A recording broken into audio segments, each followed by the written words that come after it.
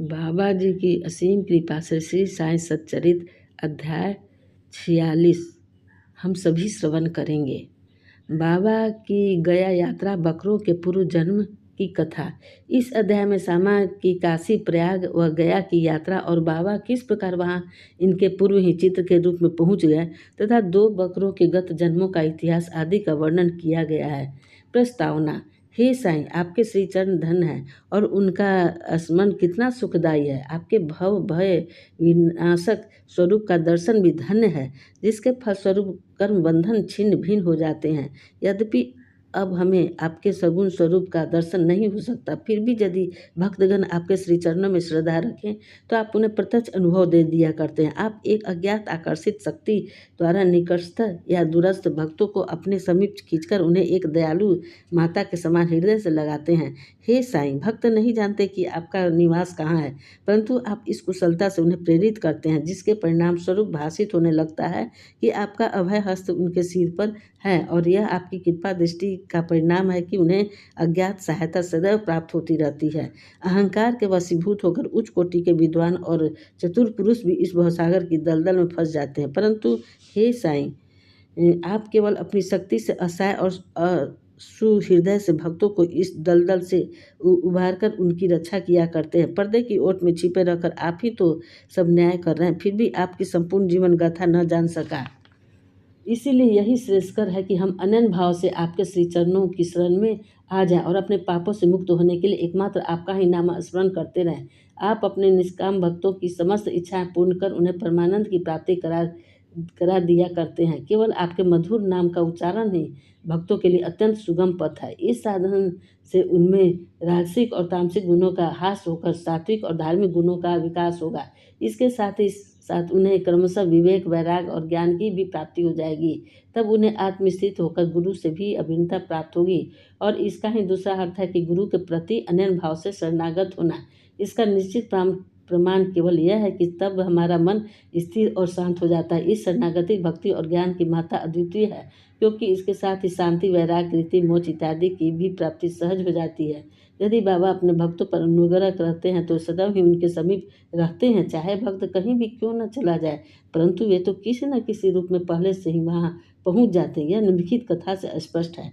गया यात्रा। बाबा से परिचय होने के कुछ काल पश्चात ही काका साहेब दीक्षित ने अपने ज्येष्ठ पुत्र बापू का नागपुर में उपनयन संस्कार करने का निश्चय किया और लगभग उसी समय नाना साहेब चांदोरकर ने भी अपने ज्येष्ठ पुत्र की ग्वालियर में शादी करने का कार्यक्रम बनाया। दीक्षित और चांदोरकर दोनों ही शिरडी आए तो प्रेम पूर्वक उन्होंने बाबा को निमंत्रण दिया। तब उन्होंने अपने प्रतिनिधि श्यामा को ले जाने को कहा, परंतु जब उन्होंने स्वयं पधारने के लिए उनसे आग्रह किया तो उन्होंने उत्तर दिया कि बनारस और प्रयाग निकल जाने के पश्चात मैं श्यामा से पहले ही पहुंच जाऊंगा। पाठकगण कृपया इन शब्दों को थोड़ा ध्यान में रखें, क्योंकि ये शब्द बाबा की सर्वज्ञता का बोधक है। बाबा की आज्ञा प्राप्त कर श्यामा ने इस उत्सव में सम्मिलित होने के लिए पहले नागपुर, ग्वालियर और इसके पश्चात काशी, प्रयाग और गया जाने का निश्चय किया। अप्पा कोते भी श्यामा के साथ जाने को तैयार हो गए। प्रथम तो वे दोनों उपनयन संस्कार में सम्मिलित होने नागपुर पहुँचे। वहाँ काका साहेब दीक्षित ने श्यामा को 200 रुपये खर्च के निमित्त दिए। वहाँ से वे लोग विवाह में सम्मिलित होने ग्वालियर गए। वहाँ नाना साहब चंदोरकर ने 100 रुपये और अनेक उनके संबंधी श्री जठार ने भी 100 रुपये श्यामा को भेंट किए। फिर श्यामा काशी पहुँचे, जहाँ श्री जठार ने लक्ष्मी नारायण जी के भव्य मंदिर में उनका उत्तम स्वागत किया। अयोध्या में जठार के व्यवस्थापक ने भी श्यामा का अच्छा स्वागत किया। श्यामा और कोते अयोध्या में 21 दिन तथा काशी, बनारस में तो 2 मास ठहरकर फिर गया को रवाना हो गए। गया में प्लेग फैलने का समाचार रेलगाड़ी में सुनकर इन लोगों को थोड़ी चिंता सी होने लगी।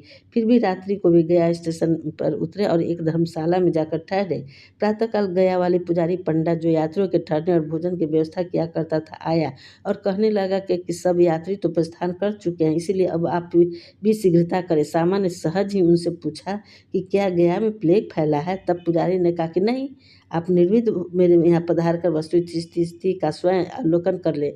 तब वे उसके साथ उसके मकान पर पहुँचे। उसका मकान क्या एक विशाल भवन था, जिसमें पर्याप्त यात्री विश्राम पा सकते थे। श्यामा को भी उसी स्थान पर ठहराया गया, जो उन्हें अत्यंत प्रिय लगा। बाबा का एक बड़ा चित्र, जो कि मकान के अग्रिम भाग के ठीक मध्य में लगा था, देख कर वे अति प्रसन्न हो गए। उनका हृदय भर आया और उन्हें बाबा के शब्दों की स्मृति हो आई कि मैं काशी और प्रयाग निकल जाने के पश्चात सामा से आगे ही पहुंच जाऊंगा। सामा की आंखों से आंसुओं की धारा बहने लगी और उनके शरीर में रोमांच हो आया तथा कंठ रुद्ध गया और रोते रोते उनके गिंगियां बंध गईं। पुजारी ने सामा की जो ऐसी स्थिति देखी तो उसने सोचा कि यह व्यक्ति प्लेग की सूचना से भयभीत होकर रुदन कर रहा है, परंतु सामा ने उसकी कल्पना के विपरीत ही प्रश्न किया कि यह बाबा का चित्र तुम्हें कहाँ से मिला। उसने उत्तर दिया कि मेरे 2-3 दलाल मनमाड़ और पूर्ण तांबे के क्षेत्र में कार्य करते हैं। वहाँ शिरडी के साईं महाराज की कृति मुझे सुनाई पड़ी। लगभग 12 वर्ष हुए मैंने स्वयं शिरडी जाकर बाबा के श्री दर्शन का लाभ उठाया था और वहीं सामा के घर में लगे हुए उनके चित्र से मैं आकर्षित हुआ था। तभी बाबा की आज्ञा से सामा ने जो चित्र मुझे भेंट किया था यह वही चित्र है। सामा की पूर्व स्मृति जागृत हो आई और जब गया वाले पुजारी को यह ज्ञात हुआ कि ये वही सामा है जिन्होंने मुझे इस चित्र द्वारा अनुग्रहित किया था और आज मेरे यहाँ अतिथि बनकर ठहरे हैं, तो उसके आनंद की सीमा न रही। दोनों बड़े प्रेम पूर्वक मिलकर हर्षित हुए। फिर पुजारी ने सामा का बादशाही ढंग से भव्य स्वागत किया। वह एक धनाढ़ व्यक्ति था। स्वयं डोली में और सामा को हाथी पर बिठाकर खूब घुमाया और हर प्रकार से उनकी सुख सुविधा का ध्यान रखा। इस कथा ने सिद्ध कर दिया कि बाबा के वचन सत्य निकले। उनका अपने भक्तों पर कितना स्नेह था, इसको तो छोड़ो, वे तो सब प्राणियों पर एक सा प्रेम किया करते थे और उन्हें अपना ही स्वरूप समझते थे। यह निम्नलिखित कथा से विविदित हो जाएगा। 2 बकरे। एक बार जब बाबा लेडी बाग में लौट रहे थे तो उन्होंने बकरों का एक झुंड आते देखा। उनमें से तो 2 बकरों ने उन्हें अपनी ओर आकर्षित कर लिया। बाबा ने जाकर प्रेम से उनका शरीर अपने हाथ से थपथपाया और उन्हें 32 रुपये में खरीद लिया। बाबा का विचित्र व्यवहार देखकर भक्तों को आश्चर्य हुआ और उन्होंने सोचा कि बाबा तो इस सौदे में ठगे गए हैं, क्योंकि एक बकरे का मूल्य उस समय 3-4 रुपये से अधिक न था। वे तो बकरे अधिक से अधिक 8 रुपये में प्राप्त हो सकते थे। उन्होंने बाबा को कोसना प्रारंभ किया, परंतु बाबा शांत बैठे रहे। जब सामा और तात्या ने बकरे मोल लेने का कारण पूछा तो उन्होंने उत्तर दिया कि मेरे कोई घर या स्त्री तो नहीं है जिसके लिए मुझे पैसे इकट्ठे करके रखने हैं। फिर उन्होंने 4 सेर दाल बाजार से मंगाकर उन्हें खिलाई। जब उन्हें खिला पिला चुके थे तो उन्होंने बकरों के पुनर्जन्म की कथा इस प्रकार सुनाई। सामा और तात्या, तुम सोचते हो कि मैं इस सौदे में ठग गया हूँ, परंतु ऐसा नहीं। इनकी कथा सुनो। गत जन्म में दोनों सगे भाई थे और पहले इनमें परस्पर बहुत प्रेम था, किंतु छोटा भाई बहुत परिश्रमी था जिसने पर्याप्त धन उपार्जन कर लिया था, जिससे बड़ा भाई अपने छोटे भाई से ईर्ष्या किया करता था। इसलिए उसने छोटे भाई की हत्या करके उसका धन हड़पने की ठानी और अपना आत्मीयता संबंध भूलकर वे एक दूसरे से बुरी तरह झगड़ने लगे। बड़े भाई ने अनेक प्रयत्न किए, परंतु वह छोटे भाई की हत्या में असफल रहा। तब वे एक दूसरे के प्राण घातक शत्रु बन गए। एक दिन बड़े भाई ने छोटे भाई के सिर पर लाठी से प्रहार किया। तब बदले में छोटे भाई ने बड़े भाई के सिर पर कुल्हाड़ी चलाई और परिणाम स्वरूप वही दोनों की मृत्यु हो गई। फिर अपने कर्मों के अनुसार ये दोनों बकरे की योनि को प्राप्त हुए।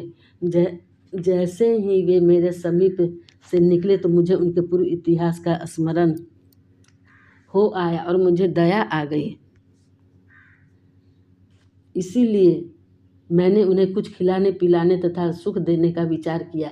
यही कारण है कि मैंने इनके लिए पैसे खर्च किए जो तुम्हें महंगे प्रतीत हुए। तुम लोगों को यह लेन देन अच्छा नहीं लगा, इसलिए मैंने उन बकरों को गड़ेरियों को वापस कर दिया। केवल मनुष्य ही नहीं, सभी प्राणियों के लिए बाबा के हृदय में अपार प्रेम था। श्री सद्गुरु साईनाथान परमस्तु शुभ भवतु। अध्याय 46 समाप्त हुआ। जय साई राम।